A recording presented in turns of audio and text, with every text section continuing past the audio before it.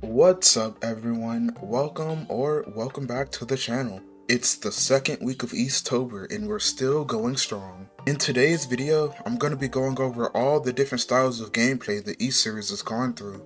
Let's be honest, no game series stays the same forever.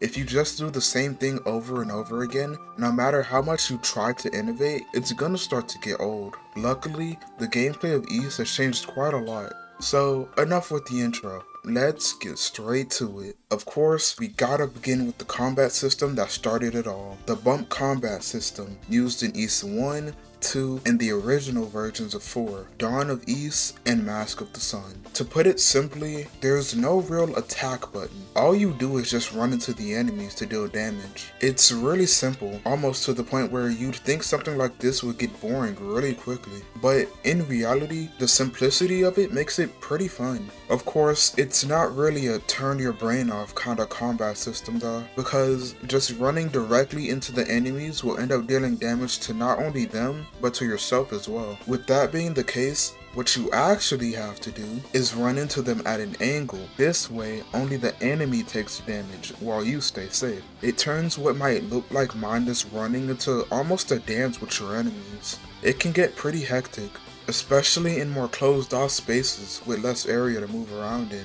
It may not be the most ideal combat system for an action game, but at the time, it worked pretty well. Next is side-scrolling. Introduced in Ys 3, Wanderers from Ys. In case you don't already know, this game eventually became the Oath and Felghana. Anyways, after Ys 1 and 2, you would think Falcom would have kept the same formula since it worked surprisingly well before. But nope, immediate switch up in the next game. It's almost weirdly similar to what happened with Zelda back then. Pretty good first game to start out with, and then a gameplay switch up that didn't really work all too well. To be completely honest though, the side-scrolling gameplay of Ys 3 isn't that bad. But looking back, I don't think the change in gameplay was needed that soon. And even Falcom themselves knew that, cause they went right back to the bump system in Ys 4.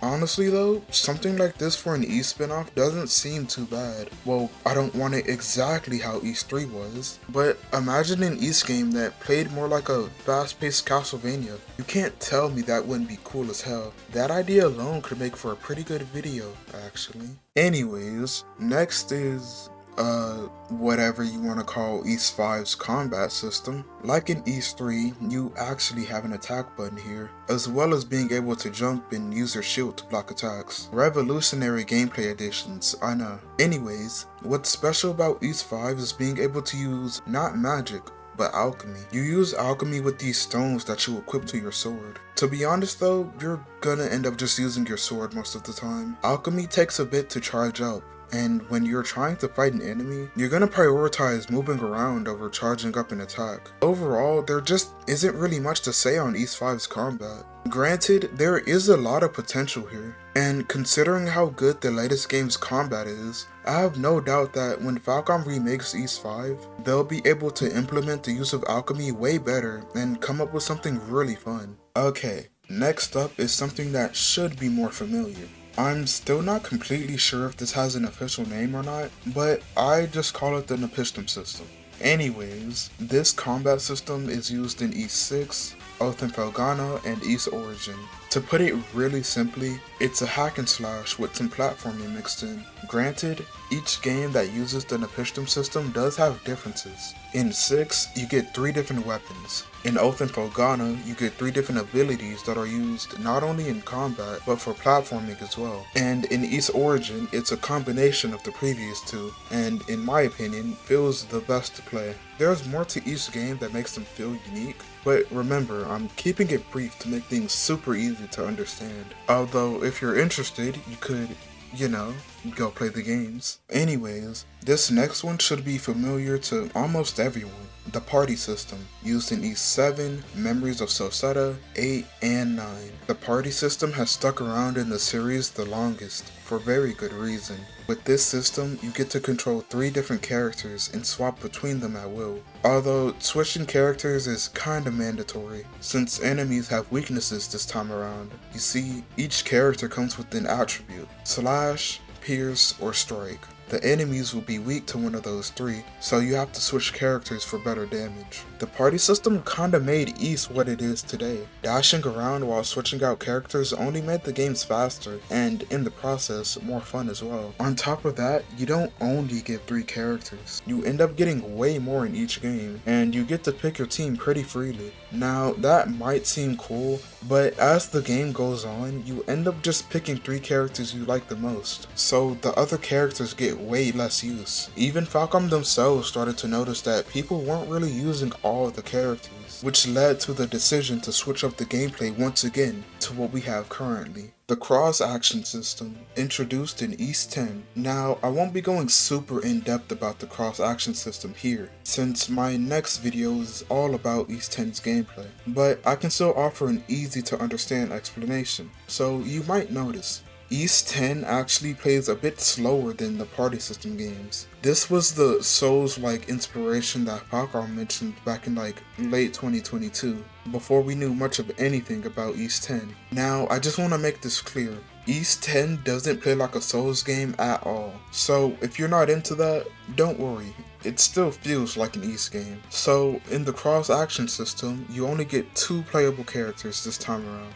Unlike the previous game's much bigger roster. It might seem disappointing, but I think this was a much needed change. The gameplay feels way more focused and even more fun than anything that came before. Now, there's 2 parts to this new style of gameplay. First is solo mode, where you're controlling either Adol or Karja on their own. This mode feels exactly how you would expect. Fast, responsive, and overall enjoyable to just move around and fight in. One really cool thing you can do in solo mode is chain together combos by switching characters mid-attack. It feels really satisfying to pull off, and if you throw out some skills during your constant switching, you can really do some cool looking stuff. The other part is combination mode, where you control Adol and Karja at the same time. This mode is a bit slower than solo mode. That's because when you're holding down the button but not attacking, you're actually guarding. It's not the same as flash guard though, since your guard can actually get broken if you mistime it. Like I said before, you attack at the same time with both characters, but you also get a separate set of skills that both characters can pull off together.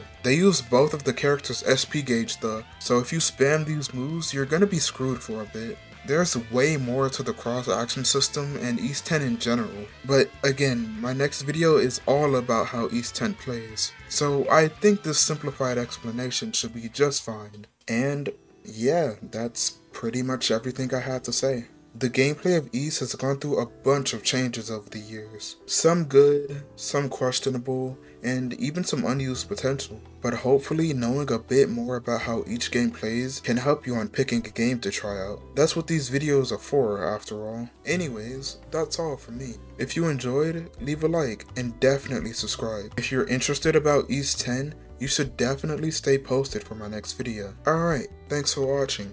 I'll see you next time.